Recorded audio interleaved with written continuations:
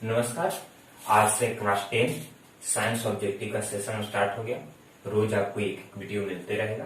आप लोग जुड़े रहिए, ध्यान से देखिएगा, समझिएगा और आगे बढ़िएगा। ठीक है, तो आइए हम लोग शुरुआत क्या करेंगे। 20-20 क्वेश्चन से हर पार्ट में 20-20 क्वेश्चन रहेंगे। हर चैप्टर से हर टॉपिक को टच किया जाएगा चैप्टर में। जिससे भी क्वेश्चन एराइज होते हैं उससे डाला रहेगा। अच्छे क्वेश्चन रहेंगे, कोई हल्के फुल्के क्वेश्चन रहेंगे, अच्छे क्वेश्चन रहेंगे, अंडरस्टैंडिंग वाले क्वेश्चन रहेंगे, थोड़ा सा दिमाग लगाना पड़ेगा। उसके बाद तो हर चैप्टर से करेंगे। तो सबसे पहले फर्स्ट चैप्टर आते हैं केमिकल रिएक्शन एंड इक्वेशन का। ठीक है, और उसके बाद फिर सारे चैप्टर पढ़ेंगे। किसी में 20 क्वेश्चन हो जाएगा, किसी में उससे ज्यादा हो जाएगा।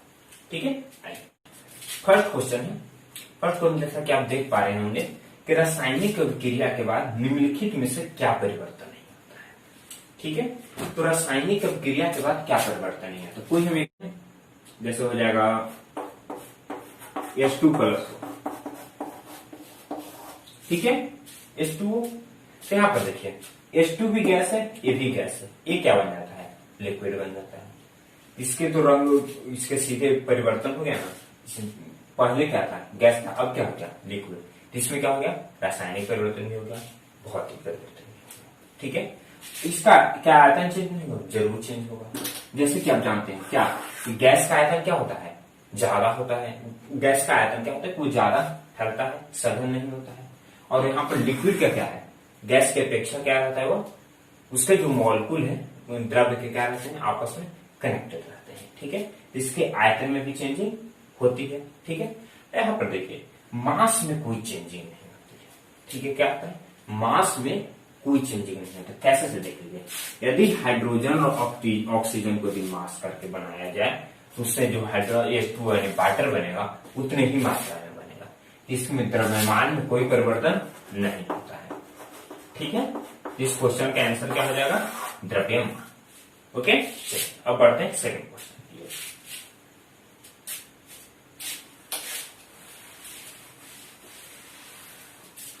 सेकंड क्वेश्चन क्या कर रहा है? किसी खाद्य पदार्थ को बहुत दिनों तक सुरक्षित रखने के लिए किस गैस का उपयोग किया जाता है? ठीक है, तो यदि कोई खाना को ज्यादा दिन तक उसे सेफ रखना है तो उसमें कौन सा गैस मिक्स करेंगे? ठीक है, तो आपके ऑप्शन है चारों। ठीक है, इसमें याद करने का चीज क्या है? नाइट्रोजन। कौन सा गैस मिक्स करेंगे? नाइट्रोजन। ठीक है, आखिर नाइट्रोजन गैस क्यों मिक्स करें, ऑक्सीजन गैस क्यों नहीं मिक्स करें? इसका एक ही रीजन है, क्या कि जैसे ही कोई खाने का जो वस्तु है ऑक्सीजन के संपर्क में आता है तो क्या हो जाता है? उसमें के जो भी क्या कहते हैं, उसमें जो वसा होते हैं या जो भी विटामिन होते हैं, उसको क्या हो जाते हैं? ऑक्सीकृत हो जाते हैं। मतलब क्या? ऑक्सीजन जो है हवा उसे क्या करते हैं? उससे वो जो स्वादिष्ट या जो खाने का चीज है वो क्या करते हैं? उसे छीन लेती है। जैसे उसमें वसा उपस्थित तो क्या करते हैं? ऑक्सीजन उसे सोख लेती है या उसे तीर लेती है। ठीक है, जितनी ज्यादा देर तक संपर्क में है, इससे खाना क्या हो जाता है? वो टेस्टी अब नहीं रह जाता है। इसलिए क्या करते हैं? हम उसमें नाइट्रोजन गैस मिक्स करते हैं। जैसे ही हम नाइट्रोजन गैस मिक्स करेंगे तब उसमें क्या हो जाएगा बाबू? ऑक्सीकृत वह खाना नहीं होगा। जैसे ही ऑक्सीकृत नहीं होगा तो जैसा था वैसा ही रहेगा। ठीक है, तो इस क्वेश्चन का आंसर क्या हो जाएगा? नाइट्रोजन हो जाएगा। ठीक है, इसी तरह से इसमें 2-3 क्वेश्चन सेम क्वेश्चन बना सकता है। जैसे क्या कि चिप्स का जो पैकेट खाते हैं उसके थैली में कौन सा गैस, सॉरी उसके थैली का कहिए, उसमें जैसे लेज का डब्बा ले, तो लेज में देखते हो कि 10 से 12 चिप्स है तो बाकी क्या रहते हैं? हवा भर रहे हैं। तो क्या उसमें ऑक्सीजन भरा रहता है? नहीं, उसमें क्या भरा रहता है? नाइट्रोजन भरा रहता है। ठीक है, क्यों? यदि उसमें ऑक्सीजन भरा रहेगा तो जितने जल्दी हो सकता है वह खराब हो जाएगा। जैसे कि देखते हैं कि हम हवा लगना कहते हैं कि जैसे ही उस प्लास्टिक में छोटा सा भी यदि छेद हो गया तो क्या रहता है? उससे जो बाहर का जो इन्वायरमेंट का जो हवा है उस डब्बे में क्या हो जाता है? इंटर कर जाता है, जिससे क्या हो जाता है? वह खराब हो जाता है। ठीक है, तो आई होप आपको क्लियर होगा कि नाइट्रोजन गैस को खाना सुरक्षित रखने का जहां भी टर्म आए तो किस गैस का उपयोग, तो आपका आंसर होना चाहिए नाइट्रोजन। ठीक है, यदि पूछे कि फ्रिज में कौन सा गैस रहता है तभी जो आपका होना चाहिए नाइट्रोजन। अब आ जाते हैं क्वेश्चन नंबर नेक्स्ट। इसमें से आपको 3 क्वेश्चन देखिए। क्या कि चिप्स के पैकेट में भी कौन सा गैस रहता है? वो भी हो गया। फ्रिज में कौन सा गैस मौजूद होता है? वो भी हो गया। और एक क्या, किसी भी खाना को सुरक्षित रखने के लिए किस गैस का उपयोग करते हैं? वो भी हो गया। ठीक है, आप लोगों ने 3 क्वेश्चन कर लिया। बढ़ते हैं नेक्स्ट क्वेश्चन के ऊपर। नेक्स्ट क्वेश्चन क्या करें कि भोजन का पचना कौन सी क्रिया है? ठीक है बाबू, क्या है? भोजन का पचना कौन सी क्रिया है? तो भोजन का पचना बाबू दो प्रक्रिया है। एक क्या हो जाते हैं, ऑक्सीकरण, एक क्या हो जाता है ऑक्सीकरण, और दूसरा क्या हो जाता है अपघटन। ठीक है, यदि आपको ऑप्शन में ऑक्सीकरण और अपघटन दोनों दिया हुआ है, क्या मतलब क्या दोनों साथ दिया क्या कि ऑक्सीकरण अपघटन क्रिया है, तब आप ऑक्सीकरण अपघटन को टिक आउट कीजिए। यदि क्वेश्चन में ऑक्सीकरण और अपघटन दोनों में से कोई एक दिया हो तो उन दोनों को टच करेंगे। ठीक है, यदि हो जाए कि ऑक्सीकरण भी और अपघटन भी दिया हो तब फिर हम नंबरिंग लिखेंगे। यदि ऑक्सीकरण ए में है और बी में अपघटन है तो हम ए को आंसर। ठीक है, तो जनरली भोजन का पचना जो होता है कौन सी क्रिया हो जाता है बाबू, ऑक्सीकरण क्रिया। ठीक है, तो कहीं कहीं अपघटन भी यदि दिया हुआ है तो यह अपघटन क्रिया। ठीक है, चलिए ऐसा क्यों होता है, इसके लिए आप इसमें डिस्क्रिप्शन लिंक में हम वीडियो लिंक डाल दूंगा, उसमें पूरे डिटेल के साथ बताया हूं कि भोजन का पचना आखिर ऑक्सीकरण क्रिया क्या है, तो वहां पर जाकर के आप देख सकते हैं। अब बढ़ते हैं नेक्स्ट क्वेश्चन की ओर।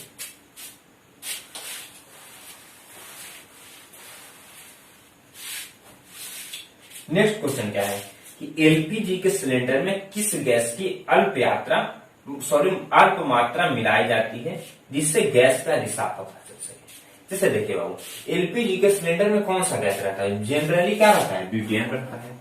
C4 क्या रहता है, H10 रहता है। ठीक है, क्या रहता है, ब्यूटेन गैस।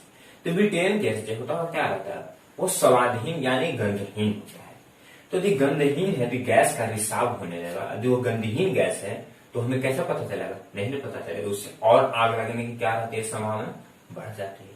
इसीलिए हम उसमें एथिल मरकैप्टन गैस को मिक्स करते हैं। फिर से दोहरा रहा क्या, एथिल मरकैप्टन गैस। ठीक है, तो एथिल मरकैप्टन गैस को यूज करने से उसमें कहा जाती है गंध आ जाती है, जिससे गैस का रिसाव होने पर हमें पता चल जाता है। ओके, चलिए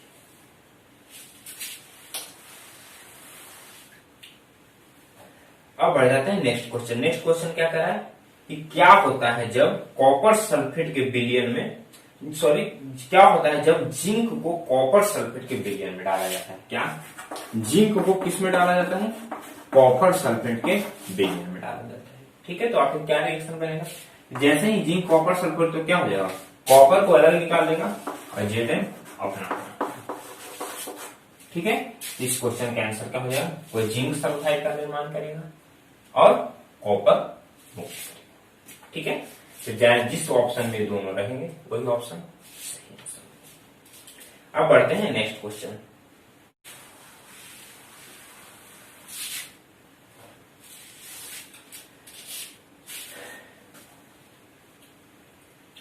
नेक्स्ट क्वेश्चन क्या कर रहा है, एक इक्वेशन दे दिया है क्या बाबू, CuO प्लस H2, तो क्या बन जाएगा Cu प्लस H2। इसमें बताएं कि अपचयन किसका हो रहा है, उपचयन किसका हो रहा है, और इसका रासायनिक प्रक्रिया क्या है। ठीक है, अभी तीनों क्वेश्चन इसी पर है। तो सबसे पहले ये कौन सा अपक्रिया है, ये दो अपक्रिया है। पहला क्या हो जाएगा, यह रिडॉक्स रिएक्शन है। पहला क्या हो जाएगा, यह एक रिडॉक्स रिएक्शन है। ठीक है, अब पूछेगा कि इसमें उपचयन किसका हो रहा है, तो उपचयन किसका हो रहा है, अब यहां पर ध्यान से देखिए, उपचयन किसे कहते हैं कि जिससे क्या हो रहा है, ऑक्सीजन जुट रहा है। क्या होता है बाबू, ऑक्सीजन की वृद्धि होती है, उसका उपचयन होता है। और पुनः जिसमें ऑक्सीजन की वृद्धि या ऑक्सीजन का हाइड्रोजन का निकलना भी उपचयन में आप जोड़ सकते हैं। ठीक है, और क्या हो सकता है, यदि किसी में यदि हाइड्रोजन किसी कंपाउंड में हाइड्रोजन की वृद्धि हो रही है तो क्या होता है, अपचयित होता है। अब यहां पर देखिए हाइड्रोजन में, यहां पर देखिए ऑक्सीजन जुड़ करके नया कंपाउंड बना रहा है H2O, इसका क्या हो रहा है, उपचयन हो रहा है। ठीक है, तो इस क्वेश्चन के आंसर में उपचयन में कौन आ जाएगा, H2 आ जाएगा। ठीक है, यदि अपचयन पूछे, यहां पर देखिए ऑक्सीजन इससे निकल रहा है और ये मुक्त हो रहा है। हम अभी क्या बताए कि ऑक्सीजन का जुटना और हाइड्रोजन का हटना किसमें आ जाएगा, उपचयन में। और ऑक्सीजन का हटना और हाइड्रोजन का जुटना किसमें आ जाएगा? अपचयन में। यहां पर इसका क्या हो रहा है? अपचयन। चलिए अब बढ़ते हैं नेक्स्ट क्वेश्चन के ऊपर। चलिए नेक्स्ट क्वेश्चन देखते हैं। नेक्स्ट क्वेश्चन क्या है कि नीचे दी गई अभिक्रिया के संबंध में से कौन सा कथन जो है असत्य है? ठीक है। चलिए तो इस क्वेश्चन के ऑप्शन को चेंज करता है, क्वेश्चन को चेंज करता है, कहीं क्या कर देगा? सत्य लिखा देगा। इससे अच्छा है कि हम इस क्वेश्चन को ही अच्छा से समझ लें। इस क्वेश्चन को हम अच्छे से समझ लें। क्वेश्चन क्या कराया है? पीबीओ प्लस कार्बन, ठीक है, और पीबी प्लस CO2 और पीबी प्लस CO2 बैलेंस होगा तो होगा, नहीं होगा तो उससे कोई फर्क पड़ना नहीं होगा। हमें क्या निकालना है इस क्वेश्चन का आंसर? उपचयन कौन कर रहा है, अपचयन कौन कर रहा है। ठीक है। चलिए आ जाइए। पीबीओ क्या हो जाएगा बाबू? Lead oxide. यदि आप इसका नाम जानते हैं तो बहुत अच्छा, नहीं जानते तो इसका नाम क्या होता है? Lead oxide. लिख देता हूं, ये लेड और ऑक्साइड। अब आ जाइए। तो पीबीओ कार्बन से रिएक्शन कर क्या करता है? पीबी अलग कर देता है, कार्बन डाइऑक्साइड गैस छोड़ता है। तो हमने आपको एक चीज बताया है, यदि आप नहीं जानते हैं कि ऑक्सीडेशन और रिडक्शन पहचानने के लिए, यानी ऑक्सीकरण किसका हो रहा है, अवकरण किसका हो, पहचानने के लिए हमें प्रोडक्ट पर जाना पड़ता है। यदि आप ये नहीं जानते हैं तो इसका भी लिंक डिस्क्रिप्शन बॉक्स में डाल दूंगा, आप जाकर के देख सकते हैं। हम प्रोडक्ट पर आते हैं। यहाँ पर प्रोडक्ट कौन है? पीबी आते हैं। तो पीबी कैसे बना बाबू? पीबी कैसे बना? ऑक्सीजन के निकलने से ना। तो ऑक्सीजन का निकलना क्या हो जाता है बाबू? ऑक्सीजन का निकलना क्या हो जाता है? रिडक्शन। रिडक्शन मतलब क्या? अवकरण। ठीक है। CO2 कैसे बन रहा है? यहाँ पर CO2 कैसे बन रहा है? कार्बन में क्या हो रहा है? ऑक्सीजन का ऐड हो रहा है। तो यदि ऑक्सीजन का ऐड होना क्या हो जाता है? ऑक्सीकरण। तो मतलब इसका क्या हो रहा है? ऑक्सीडेशन, यानी क्या हो रहा है? ऑक्सीकरण। ठीक है।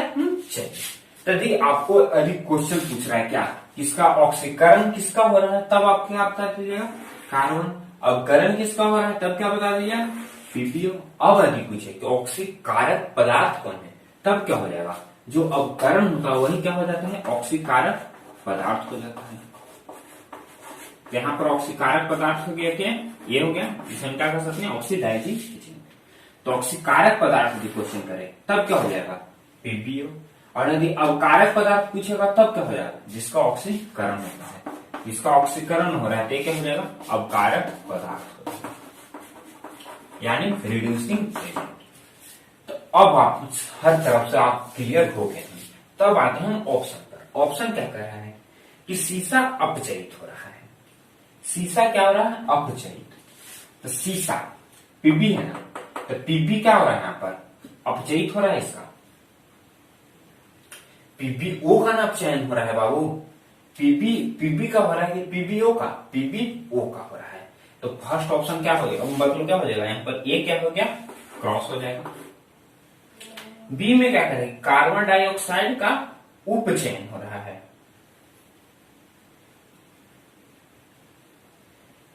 कार्बन डाइऑक्साइड का क्या हो रहा है? उपचयन हो रहा है। तो कार्बन डाइऑक्साइड का उपचयन हो रहा है, किसका ऑक्सीडेशन हो रहा है? कार्बन का ना हो रहा है। तो डी भी क्या हो जाएगा? गलत हो गया। अब सी पर आते हैं। सी क्या कर रहा है? कार्बन उपचयित हो रहा है। कार्बन क्या हो रहा है? उपचयित हो रहा है। तो कार्बन उपचयित हो रहा है ना बाबू। उपचयित मतलब क्या? ऑक्सीकरण हो रहा है। ठीक है। यहाँ पर कार्बन क्या हो रहा है? ऑक्सीकरण हो रहा है, क्योंकि कार्बन से ही ऑक्सीजन का ऐड हो रहा है। तो सी ऑप्शन क्या हो गया? सही हो गया। डी पर क्या है? लेड ऑक्साइड का अपचयित हो रहा है। लेड ऑक्साइड का क्या हो रहा है? रिडक्शन हो रहा है, अपचयन हो रहा है। तो इसी को हम क्या कर सकते हैं? अपचयित कर सकते हैं। तो डी ऑप्शन क्या हो गया? सही हो गया। यहाँ पर गलत कौन कौन हो गया? ये। अब आ जाते हैं एक्चुअल ऑप्शन पर। पहला क्या कह रहा है? क्वेश्चन में क्या कहते हैं? क्वेश्चन पर जाते हैं। क्वेश्चन में क्या कहते हैं? इनमें से कौन असत्य है? तो क्या कहते हैं? ए एंड बी असत्य है। ऑप्शन नंबर वन क्या कहते हैं? ए और बी असत्य है। ए और बी असत्य है ना बाबू, तो ऑप्शन नंबर 1 हो जाएगा इस क्वेश्चन का। लंबा क्वेश्चन मगर अंडरस्टैंडिंग वाला क्वेश्चन था। ठीक है। चलिए अब बढ़ते हैं।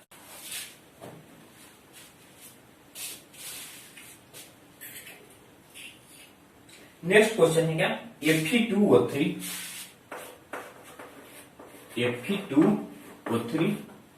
प्लस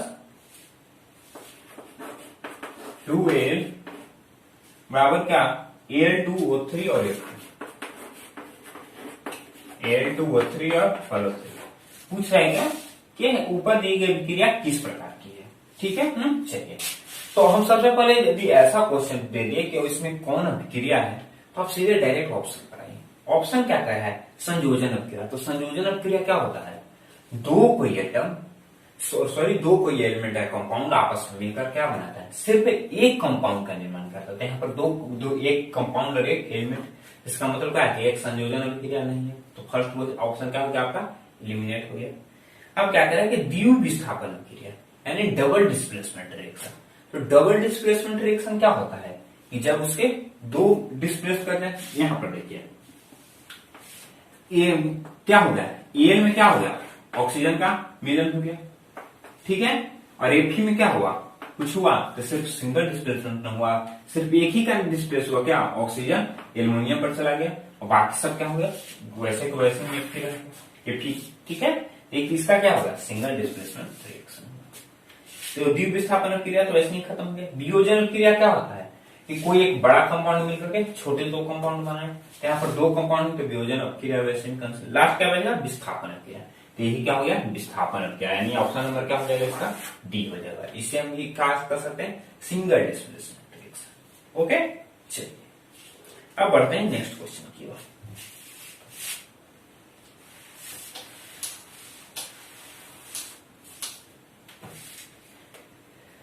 नेक्स्ट क्वेश्चन क्या कह रहा है कि लौह चूर्ण पर तनु हाइड्रोलिक अम्ल डालने से क्या होता है। लौह चूर्ण यानी क्या है, Fe पर यदि हाइड्रोक्लोरिक अम्ल यानी क्या डाले, HCl का फिर क्या बनेगा, तो आप जानते हैं तो बहुत अच्छा नहीं। तो क्या हो जाएगा, FeCl2 प्लस हाइड्रोजन गैस। क्या करेगा, मेनली हमें क्या याद रखना है कि हाइड्रोजन गैस से मुक्त करता। तो अब ऑप्शन पर आते हैं, क्या हाइड्रोजन गैस एवं आयरन क्लोराइड बनेगा, हाइड्रोजन गैस एवं आयरन क्लोराइड बनेगा। ऑप्शन नंबर ए फर्स्ट ही सही हुआ है। सेकंड क्या, क्लोरीन गैस एवं आयरन हाइड्रोक्साइड, हाइड्रोक्साइड का वही होता है। तो ऑप्शन नंबर आपको 1 पहले ही सही हो गया, तो बाकी ऑप्शन पर हमें जाने की कोई जरूरत है नहीं। चलिए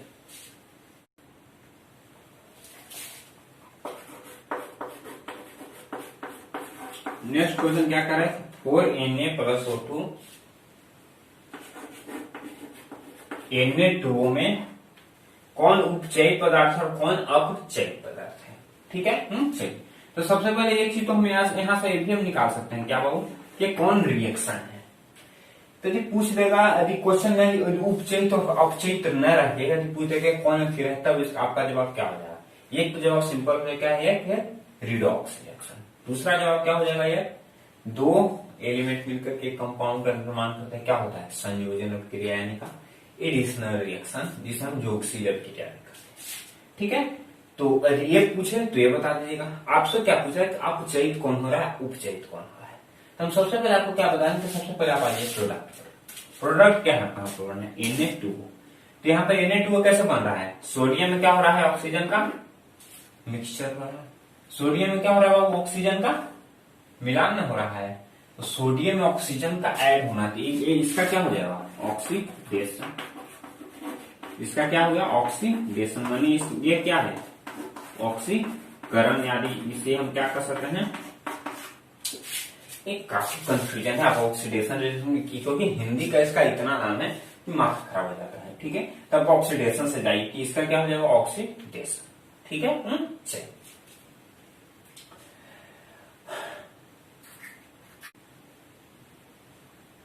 हाँ, और यदि इसमें पूछ दे कि इसका रिडक्शन किसका हो रहा है, इसमें जवाब हो जाएगा ऑक्सीजन का।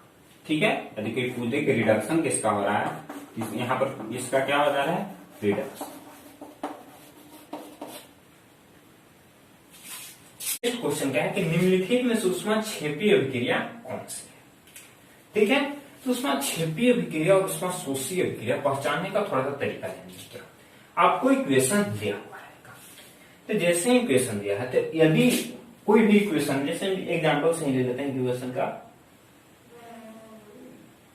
C+O2 सही है गलत है उससे मतलब रखें।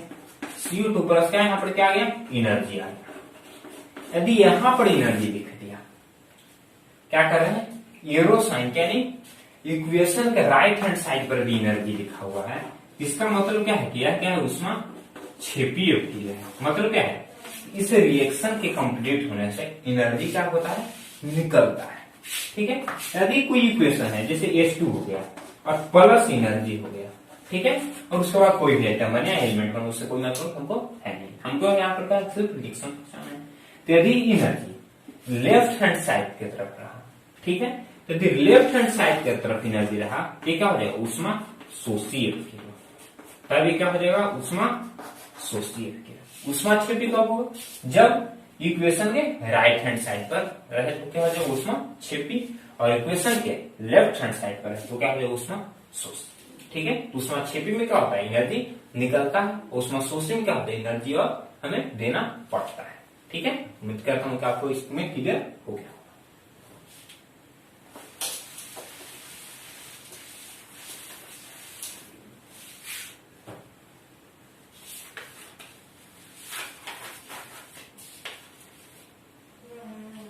नेक्स्ट क्वेश्चन क्या है कि रासायनिक अभिक्रिया को किससे व्यक्त किया जाता है।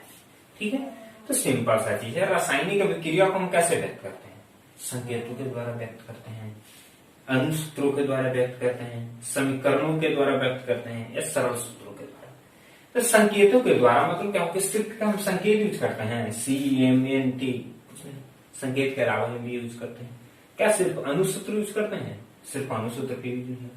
तो इसमें इसका एक्चुअल आंसर जिसे हम फैक्चुअल कर सकते हैं वो क्या हो जाएगा, इसे हम समीकरणों के द्वारा व्यक्त करते हैं। ठीक है, तो रासायनिक अभिक्रिया यदि हम होल कॉन्सेप्ट दिखा रहे हैं तो कब क्या दिखा रहे हैं, पूरे समीकरण बन रहे हैं ना, एक लेफ्ट हैंड साइड में कुछ हो रहा है, राइट हैंड साइड में कुछ हो रहा है। तो रासायनिक अभिक्रिया को हम किसके द्वारा दिखाते हैं, समीकरणों के द्वारा। ठीक है, चलिए अब बढ़ते हैं नेक्स्ट क्वेश्चन।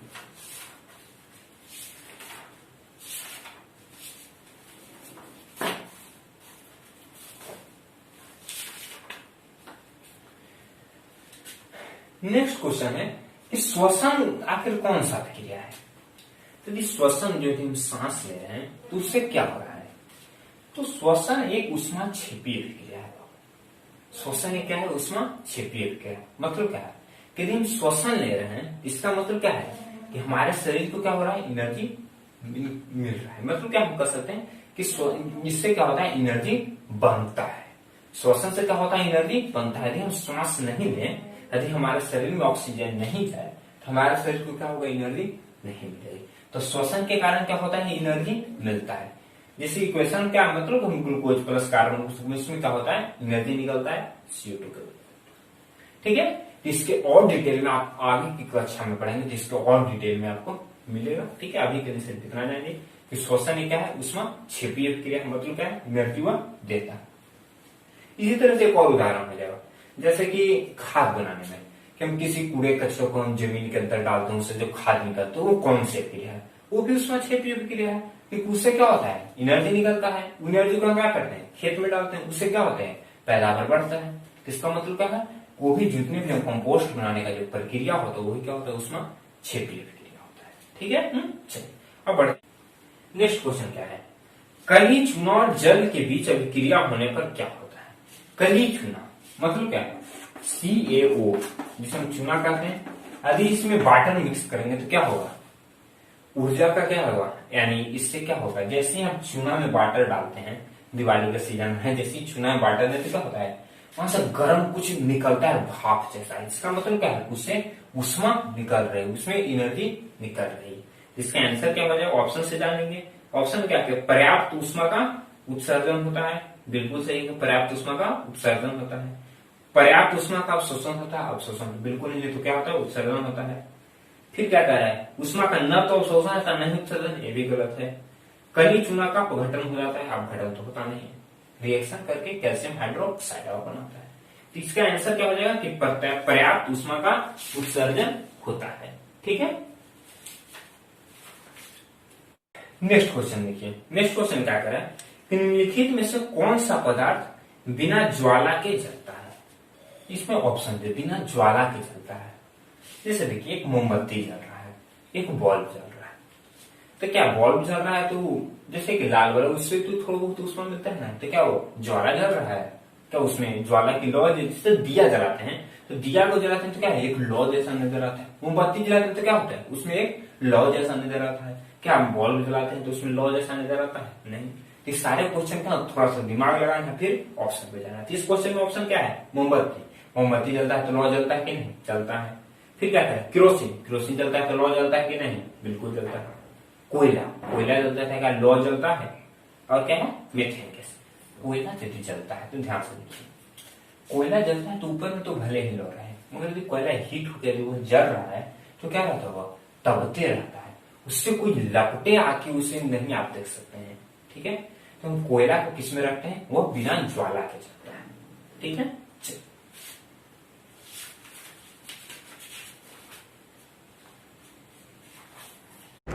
चलिए क्वेश्चन नंबर 6, क्वेश्चन नंबर 6 है H2S और Cl2 HCl2S, इसमें ऑक्सीकारक पदार्थ कौन सा है। तो अभी आप समझे हैं ऑक्सीका रेडॉक्स रिएक्शन के वीडियो में आप देखेंगे कि कैसे हम बताते थे। चलिए देखिए, तो हम पहले ऑप्शन देख करके हम पहले छांटते हैं। पहले देख लीजिए ऑक्सीकारक पदार्थ पूछे तो इस साइड का मतलब जो एरो के पास जो प्रतीक में जो प्रोडक्ट है वो कभी आंसर होगा नहीं। तो HCl और S ये दोनों पहले ही कैंसिल हो गए। अब हम ये दोनों ऑप्शन पर देखते हैं कौन क्या होगा। फिर से यहाँ देखते हैं क्या बन रहा है, HCl बन रहा है। तो HCl कैसे बन रहा है, H2 यहाँ जुट रहा है, H2 का जुटना क्या हो जाता है, रिडक्शन। तो यहाँ पर इसका रिडक्शन हो रहा है ना, और हाइड्रोजन किससे जुट रहा है, इससे जुट रहा है, इसका क्या हो रहा है, रिडक्शन। तभी बताना है जिसका रिडक्शन हो वो कौन हो जाएगा, ऑक्सीकारक पदार्थ हो जाएगा। तो ऑक्सीकारक पदार्थ इसमें क्या हो गया, Cl2 हो गया। चलिए अभी इसी ऑप्शन को हम दूसरा क्वेश्चन चेंज करते हैं, कुछ नहीं, अब कारक कौन सा है, क्वेश्चन नंबर 7। चलिए तो अब कारक में क्या होगा, सेम दो ऑप्शन इसमें भी एलिमिनेट हो जाएंगे। अब यहाँ पर देखिए इस कैसे बन रहा है, तो हाइड्रोजन यहाँ से हट रहा है ना, इससे तो हाइड्रोजन हट रहा है ना, इससे हाइड्रोजन हट रहा है, ठीक है, हो गया ऑक्सीडेशन। ऑक्सीडेशन इसका हो रहा है, तो अब कारक पदार्थ कौन होगा, ये ना होगा, तो ये अब कारक पदार्थ हो गया। रिडक्शन इसका ना हो रहा है, तो ऑक्सीकारक पदार्थ कौन हो जाएगा, ये हो जाएगा। तो Cl2 क्या हो गया, ऑक्सीकारक पदार्थ, और H2S क्या हो गया, अब कारक पदार्थ।